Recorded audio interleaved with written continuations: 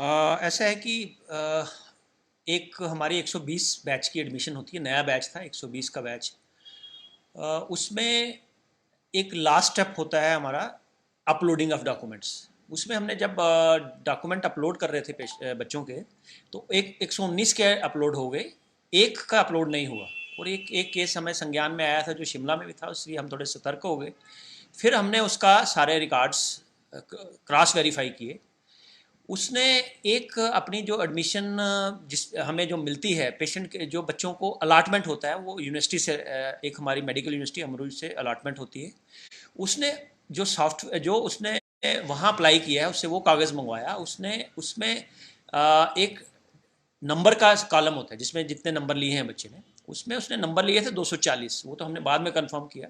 और उसने वहाँ एडिट करके 530, नॉर्मली वो नॉन एडिटेबल होता है, उसमें एडिट नहीं कर सकता बच्चा, बट उसने शायद कोई सॉफ्टवेयर यूज़ किया या क्या किससे वो किया, उसने वहाँ से यूनिवर्सिटी से अलाटमेंट करवा ली अपनी सीट चंबा के लिए।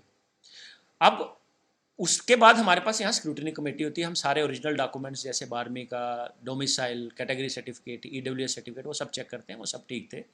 उसके बाद जब हम जैसे मैंने बताया, अब जब हम अपलोड करने लगे तो अपलोड में हमारा वो अपलोड ना हो, उस समय हमें कंफर्म हो गया कि फिर हमने उससे बच्ची को बुलाया। पहले तो उसने आनाकानी की और बड़े कंट्राडिक्टरी से जवाब दिए, वो हम समझ गए। फिर उसके बाद हमने जब उसको बोला कि जो तूने यूनिवर्सिटी में अप्लाई किया वो वाला दिखा दो, जो उसने यूनिवर्सिटी में अप्लाई किया था उसी में उसने 240 की जगह 530 नंबर लिखे हुए थे।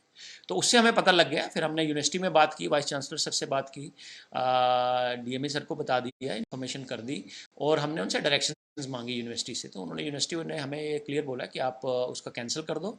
परसों ही हमें हमारे पास ये मामला हमारे पास आया और हमने उसकी सीट कैंसिल कर दी। और परसों ही हमने हमको पुलिस को इन्फॉर्म कर दिया और अगली कार्रवाई के लिए उसको पूरे डॉक्यूमेंट्स के साथ पुलिस को हमने रात के करीब 12 बजे के करीब रात, उसी दिन रात को, क्योंकि हमें इसमें थोड़ा लंबा प्रोसेस होता है, सारे नोटिंग लेनी होती है, लॉ अफसर वगैरह की मदद ली, और हमने सारा रात को ही जितने भी डॉक्यूमेंट्स एविडेंस जो हमारे पास डॉक्यूमेंट्री एविडेंस थे, उसके जो रोल नंबर्स थे जो उसने चेंज करके लगाए थे, जो उसने ओरिजिनल था, वो सारा उनको भेज दिया।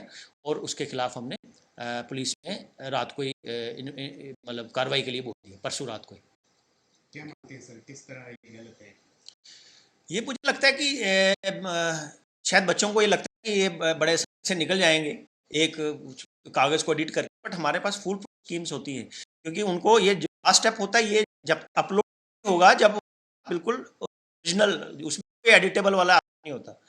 अब हमने जब क्योंकि उनको शायद ये पता नहीं था कि अपलोड होते हैं और अपलोड होंगे तो निकल जाएंगे बिना जो हमारी इंडिया की साइट है, उस एनएमसी की साइट अपलोड नहीं होते अनलेस की बिल्कुल ओरिजिनल डॉक्यूमेंट, बिल्कुल वेरीफाइड डॉक्यूमेंट हो।